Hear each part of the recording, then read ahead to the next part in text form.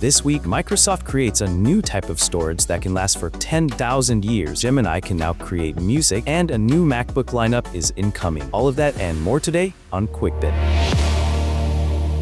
Good Sunday morning, everyone. Kicking off this week, Microsoft just changed storage forever. Project Silica, Microsoft's initiative to store data in glass of all things, just made a major breakthrough. Previously, the team over at Microsoft was only able to infuse expensive, high-purity glass with information. While the format showed potential, high costs were the largest obstacle facing glass from being commercialized. But many of these problems are no more. In Microsoft's research blog, they state that they can now encode data in borosilicate glass, the same glass found in kitchen cookware and oven doors, with the only compromise being lower capacities. But the craziest thing is that through accelerated aging tests, data stored in this glass could remain intact for 10,000 years or more. And to top it all off, glass is resistant to things like water, heat, and dust. But don't get too excited just yet, as this storage technology can only be written once, meaning that whatever you store on the glass is permanently imprinted. It also requires very specialized equipment to write and read any data on it. However, for archival purposes, glass looks like an incredible solution for long-term storage.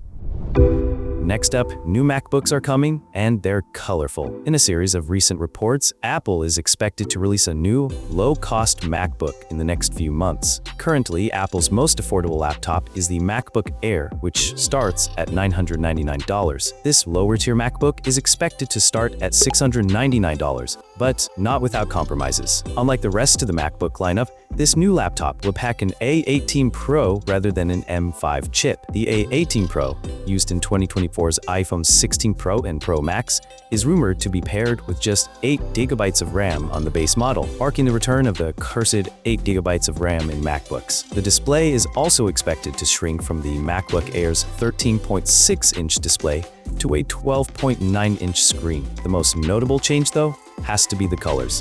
While sources haven't confirmed what colors will be released, rumors point to a pink, blue, yellow, and green, along with the traditional silver and black. All in all, this new tier of MacBook marking Apple's entry into the slightly more affordable laptop market. Next up, Gemini can now make music using Google's brand new Lyria 3. Integrating directly into the Gemini UI, Lyria 3 allows users to generate 30-second AI-generated tracks based on prompts or images. Finally, you can make songs begging your ex to call you back. Or at least that's what Google thinks you'll do with it.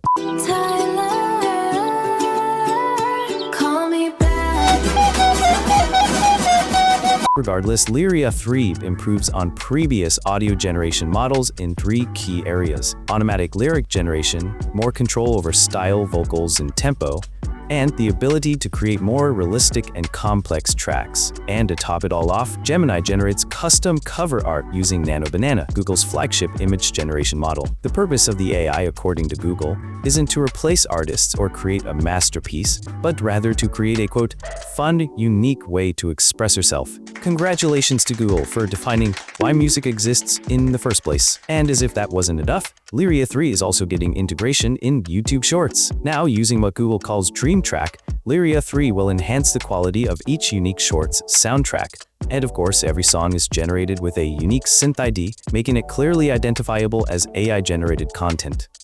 Google pledged that Lyria 3 will not mimic exact artists or pieces of music, but rather more broad, general styles and moods. Lyria 3 is available for all users over 18 in English, German, Spanish, and more languages.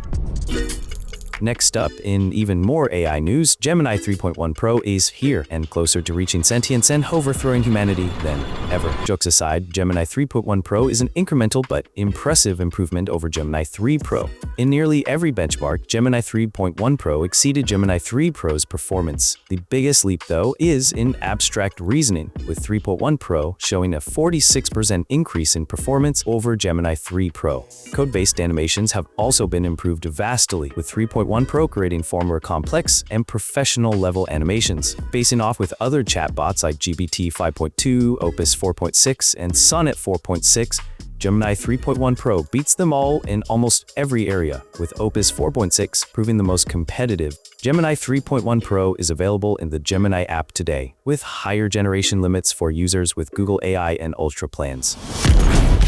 And offer some quick tidbits, Samsung gives Bixby a long overdue makeover in One UI 8.5. Bixby, Samsung's virtual assistant that most people probably forgot existed in favor of Gemini, is getting a variety of improvements in this new update. In a Samsung newsroom blog post, Samsung says that Bixby will now be capable of having more natural conversations and have greater device integration. So if you say something to Bixby like, "I don't want my screen to time out while I'm looking at it," Bixby will be able to interpret this and turn on the appropriate settings without user intervention. Bixby can now also access the internet to get relevant results to inquiries. And that wraps up this week's biggest headlines. Thanks for watching, and we'll catch you next week.